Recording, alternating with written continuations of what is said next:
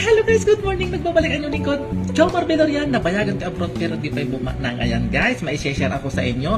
Kayo ba'y gusto nyong malusog lagi ang inyong mga kidney? Ayan, mai-share akong pagkain para sa inyo para ito'y okay na okay ang inyong mga kidney. Ayan guys, ito ang mga gandang pagkain na mai-share ko sa inyo para very healthy ang inyong mga kidney. Ayan, ang mga pagkain healthy para sa ating kidney ay karaniwang mababa sa sodium, potassium at phosphorus.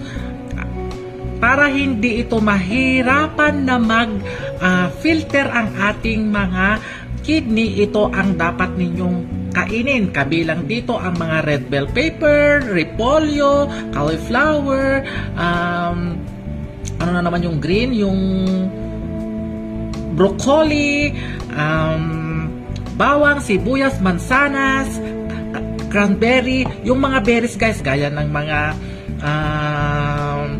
strawberry, yan, basta lahat ng mga berries na yan, napakaganda sa ating kidney yan guys.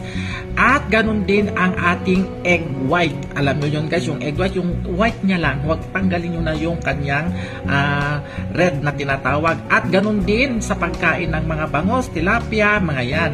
At ito rin, mga bawang, napakaganda rin guys sa atin yan, sibuyas, ayan, at saka tubig, damihan mo rin ng uminom na tubig. Pero ito guys, kapag mayroon na kayong minor kidney disease or nagdadialysis na kayo guys, take note ha, huwag kayong iinom ng maraming tubig ha, kasi yung mga ganyang patient ay sukat lang ang kanilang iniinom. Ayan, thank you for watching. Ligtas ang may kaalaman. Bye bye.